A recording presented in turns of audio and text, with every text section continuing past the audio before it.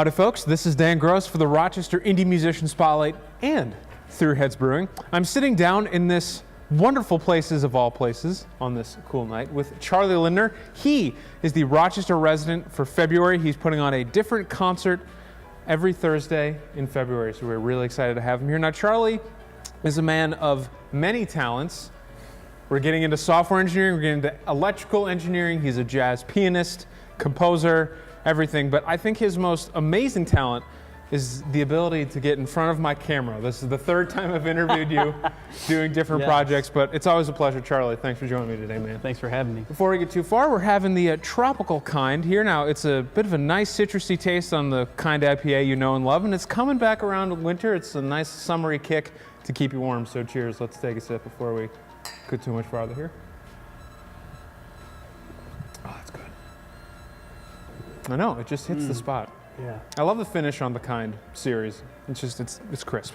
Anyway, so tell us a little bit about yourself. You're a Rochester native, right? Yes. So can you tell us about your musical background, how you started playing in music, and how the keys came to you? Yeah, it started back when I was about 9 years old. My grandmother had a Lowry organ, and I was playing a little bit with the organ, and then next thing you know, got a piano.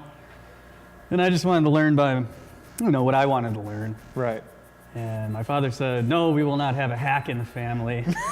You have to take lessons. That wasn't the worst thing. Or he'll take the piano away, that's what he said. Oh, So, that's a pretty solid ultimatum. yeah. Did you go to university to learn piano eventually? I studied with Richard Delaney over at the Hochstein, and then later on studied with Mike Van Allen over at Roberts Wesleyan. So a lot of us know you as kind of this guy who does, we know you from a bunch of projects, but we've talked a little bit before. You've kind of done the bunch of different bands things, sitting in. You're still sitting with a couple groups in town, but when you were first sort of learning, was jazz the thing you were gravitating to?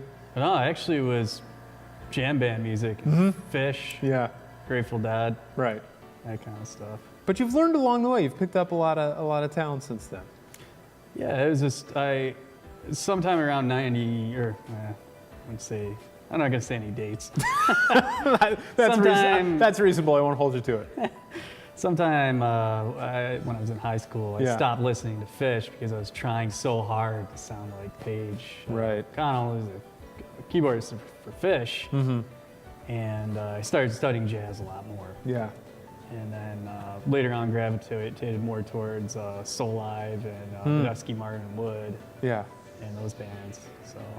So can you tell us a little bit about, we just mentioned you, a bunch of different stuff. So can you kind of give us an overview without necessarily telling us what your Rochester residency shows are, but can you kind of give us an overview of what you're doing, what your day-to-day is, what musical projects do you regularly participate in? Well, I have my own trio called the Charlie Lindner Trio, which usually features Kyle Vach on bass and Matt Rammerman on drums. Right. So I love having that project. And then I also have this kind of live electronic dance project. It's the same guys except we had Colin from Haywa, Yeah. band Haywa, and that's a lot of fun. And then I spent the last a little over a year working on a solo project and using Ableton software, which is a production software. I can run that live and doing something of that nature. Right, it allows you to take musical samples, noise samples, but use it live as well. You're not like just getting up there and hitting play on something. Right, well I could, but that'd be a little disingenuous. yeah. Just a little bit.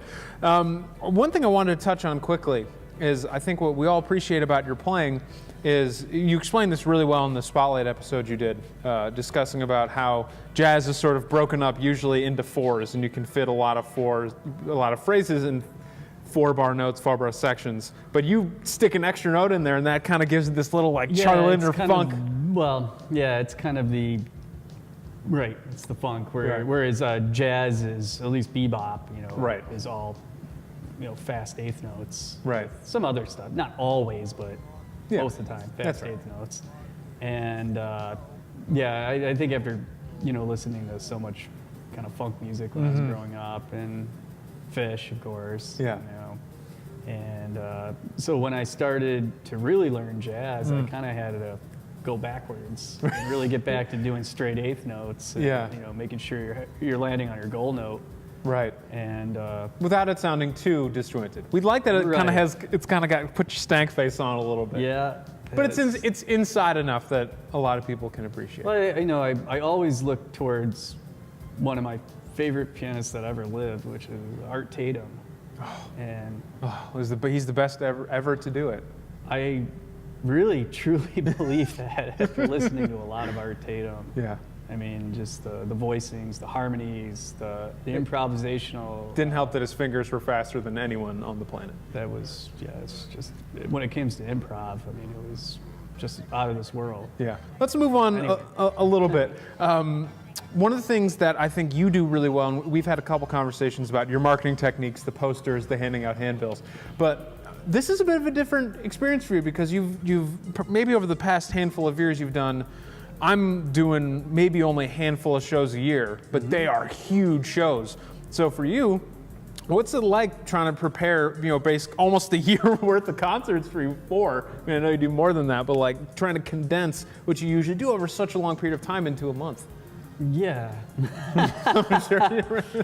Well, I played at the brewery twice last year, and it worked out so well. The first set was all jazz and jazz originals, and then the second set I did the live electronic music. And so I thought, well, I can break those up into 2 different nights, so that's 2 out of 4. And then Jeff Dale says to me, well, everyone's covering an album. You better cover an album. Right. What are you covering? I'm going to do Rumors by Fleetwood Mac. Crazy. We'll talk a little bit more about how you're doing that. And then the other thing, you mentioned the solo electronic project. Can you tell us about that? I'm calling that Elevate Music, and that's ELOWVATE. And it's smart. It has the word low and elevate in there. It's pretty clever. It's a highbrow joke, but I like it.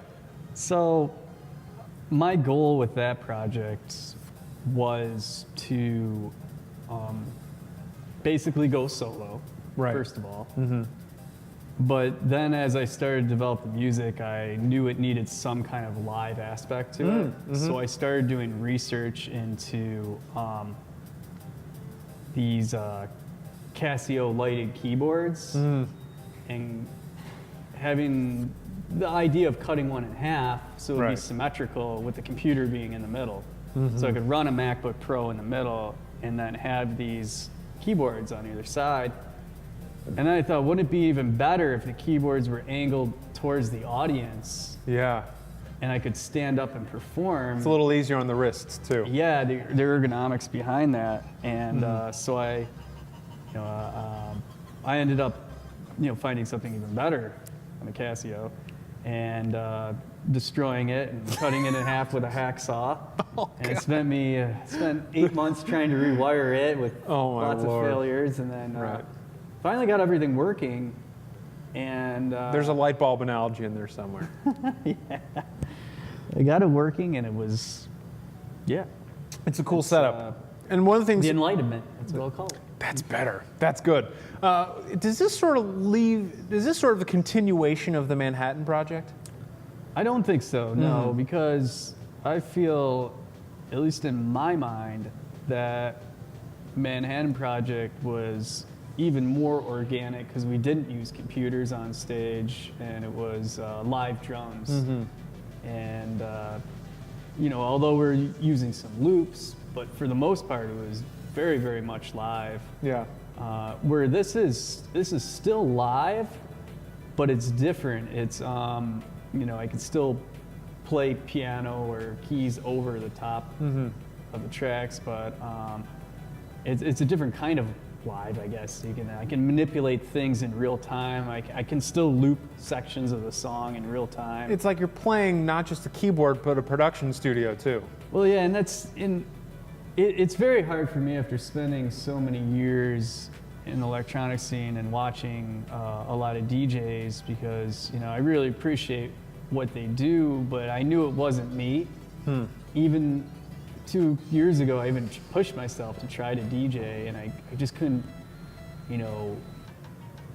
I couldn't do it. Right. I didn't try. It was just maybe it was something internally that told me it needs to be more live. Right. So that's when I got Ableton Live, and I started making the tracks, and then I got the lighted keyboard, and so it brings a little bit more of a live aspect to it. So basically, one step below a band.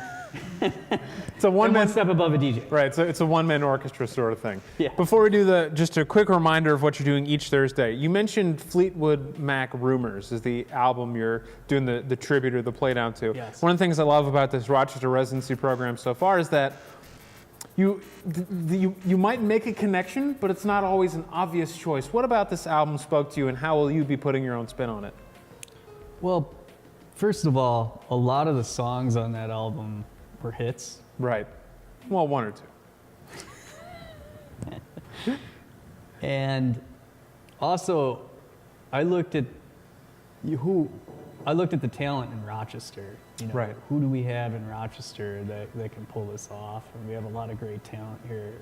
And so, based on that and the song structure as well, I looked at the song structure, and the songs aren't too complicated. It's not like we're getting up there doing Emerson, Lake and Palmer. This is Right. Which would be really cool. It would be. That'd be super cool. Take note, next year's Rochester residency, people, we better see that on there. Yeah, get that Moog System 55 going. That's right. So anywho, I looked at that. I looked at the talent we had in Rochester, and the fact that the album, I believe it's about 36 minutes or 37 minutes long, but a lot of the songs are fade outs, so we can jam them out. Interesting. Yeah. So I thought that'd be cool. Yeah. And what's really nice about the night that we're going to do Fleetwood Mac is a very good friend of mine, Matt Rhodes, who I helped record his album, is going to do a short opener set that night. Oh, cool. So it'll be like a very nice warm-up. Yeah. Really quick, the person, like you mentioned, you're bringing in a bunch of Rochester people.